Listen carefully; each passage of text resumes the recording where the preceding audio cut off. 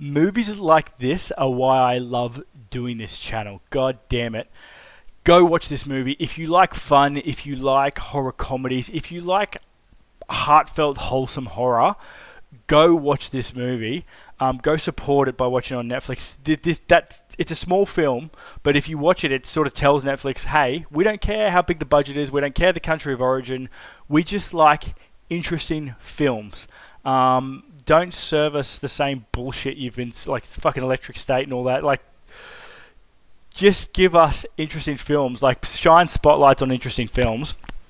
I do love streaming services. I love streaming services. I have pretty much all of them. And the fact this arrived onto Netflix with not a bang but a whimper, especially for me, pisses me off because this movie is fucking phenomenal, right? This movie is really good. It's like What We Do in the Shadows mixed with Monsters, Inc.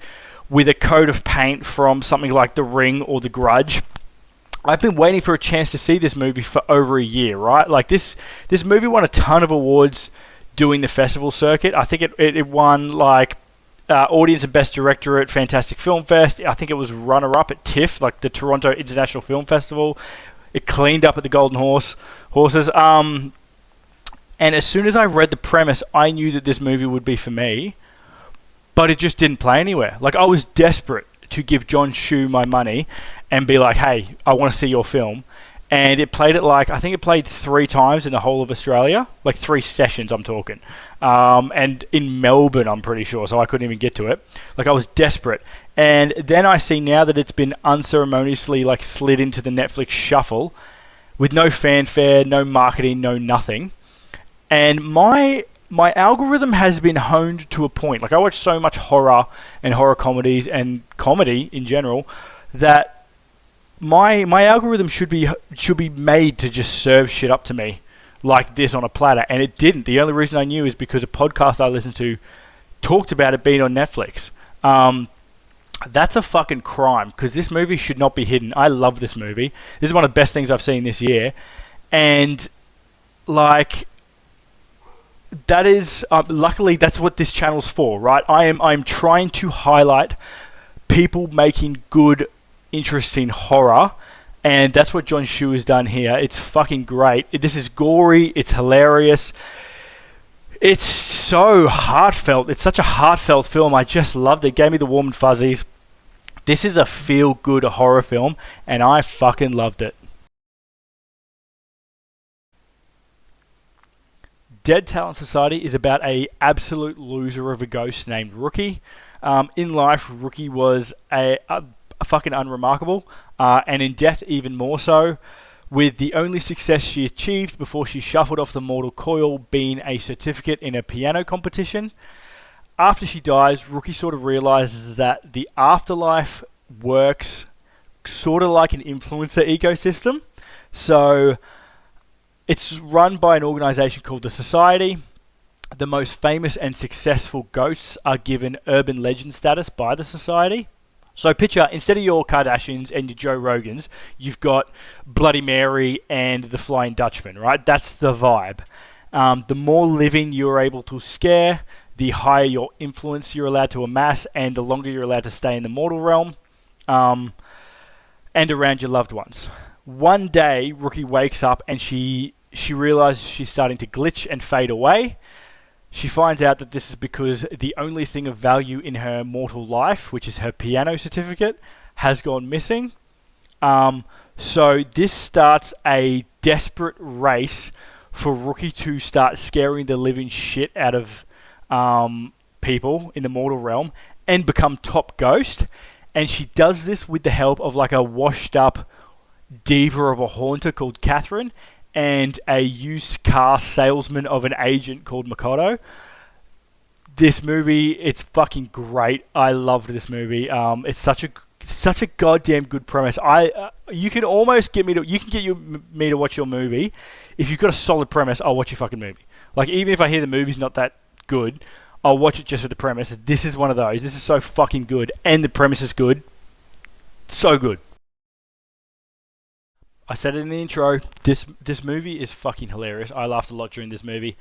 I thought it would be like I thought I'd be burnt out on horror comedies now because almost every major release this year has been some form of horror comedy. I mean, some of them slanted more horror than comedy, but majority of them have been straight horror comedies. But god damn it, this is such a good premise and it's so well executed that this movie gave me energy. This movie gave me more energy for horror comedies, which is fucking wild. This is a horror movie. Like there's lots of horror movie imagery. There is death. There is gore. But at its heart, it's a story about like an underdog and her ragtag misfit crew, almost in the style of something like Superbad or Pitch Perfect or even Guardians of the Galaxy. Like they're all losers in their own way, but you love them pretty quickly just through how sort of absurd but genuine they all are. Like there's the sleazy agent with the hilarious secret Makoto. There's the super supportive but fucking absolutely unco best friend Camilla. You've got the renowned legend who's on the decline in Catherine, and the tech and sound guy Soso. Like every single character, you will remember the name of and you will like. They're so well written. They're so well acted. And you want to stay with them through the whole 2 hours of this movie. Sandrine Pinna as Catherine was unreal. She's sort of doing like a Meryl Streep performance in The Devil Wears Prada. Like at the start, she's super submissive. She's a bit like, yeah, I'm not fucking helping you. Like, why would I help you? You're here for me. Blah, blah, blah, blah, blah. And then she sort of sees a little bit of herself in Rookie. And it just works. It's just such a joy to watch. Chen Bolin as Makoto gets my best on ground. I loved every scene this guy was in. He's got like the hype man energy of the Wipeout presenters. Like my missus loves Wipeout, so we watch a lot of Wipeout. He's got that energy. Like he's a hustler. Like you fucking believe him. He is determined to make Rookie an urban legend, and you're like, hey man, you could do it. Like you're so on Team Rookie. It's really good. I love watching it. The scare sequences are pretty great. Like they're not scary, but you like John Shu and Patrick Rookiu, they're extremely good at crafting the dynamic where they show what the victim is seeing. Like they show why this could be scary and how this sequence could be scary. And then they flash and show you what's actually happening from the ghost perspective. And it's fucking hilarious how limited the ghost abilities are. Like you might see like a floating plate and then it shoots to the ghost perspective and like one of the tech people are like literally just holding the plate doing this. It's so good. If you love the scenes in like Monsters Inc. and Monsters University where you're shown how each of the monsters are going to like do the scare, their own style and stuff, it's pretty much a movie about that. They're also, the character designs are really good in this movie. Like you can look at a ghost because there's like after parties and there's like events that they do, like meet and greets. You can look at a ghost and go, oh, I bet I know what you do, right? You can be like, oh, you'll climb out of a well. You probably haunt a forest. You stand on the road and in the rain, you know, like, and you'll be right most of the time. That's how well thought out the character designs are. You'll see all the tropes you know and love if you've watched Asian horror. There's lots of backbending and fucking bone snapping and ghosts coming out of screens and that sort of thing. If you love horror, especially Asian horror, there's a lot to love about this. There is a wealth of Easter eggs. Like you'll sit there and go like, oh, there's Samara from The Ring. Oh, there's Kayako from Ju-on. You know, like it's really good for that. The only issue I can see people having with this film is that it's a bit camp, right? Like in the style of like animes or Asian soap operas, there's a little bit of over-the-top emoting, but that's entirely intentional. There's a lot of like, what? So whether or not you will like it will be completely dependent on that.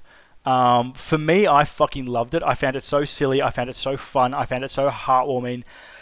We aren't treated to horrors that are so touching and frankly lovable very often. Like this is a lovable film, and When one enters my orbit, when a horror that I find lovable enters my orbit, I tend to try share it with the world, and I'm very excited to see what John Shu does next, because this is really good.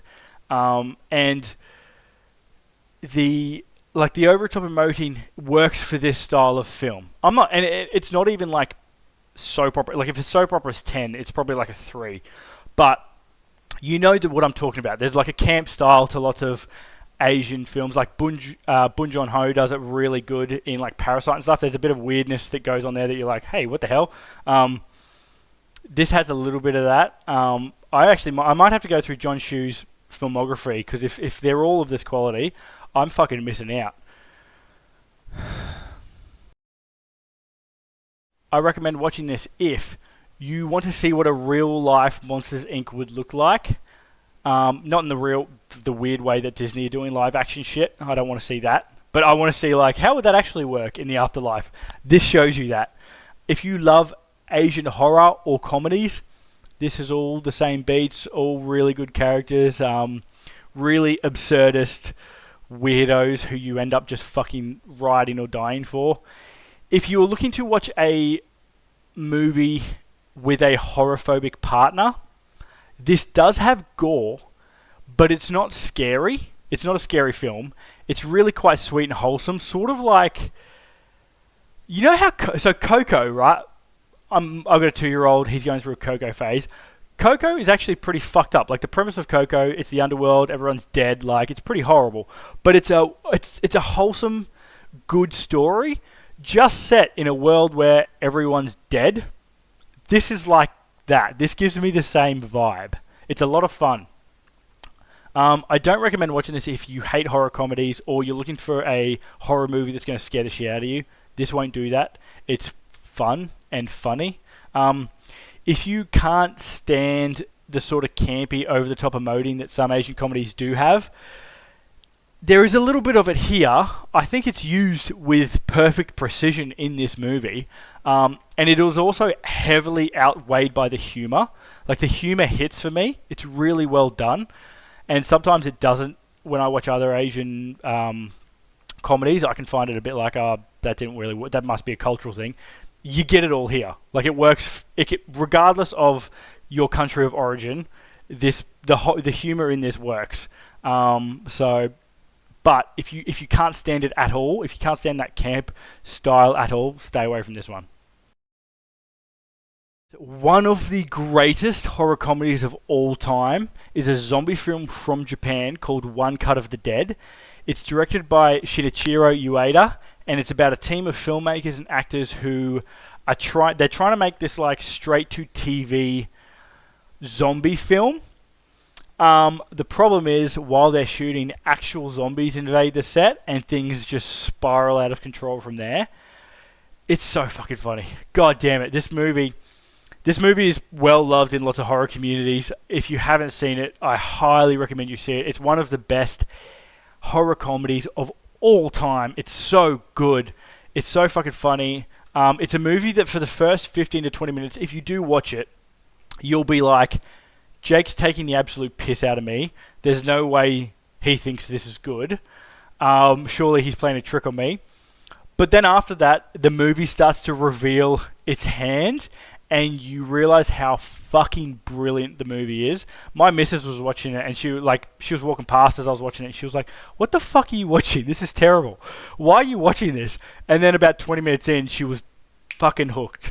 And that's what that movie does really well. It goes, oh, this is what kind of movie this is, and then it absolutely changes direction, and it's fucking brilliant. It's one of the best movies that does that.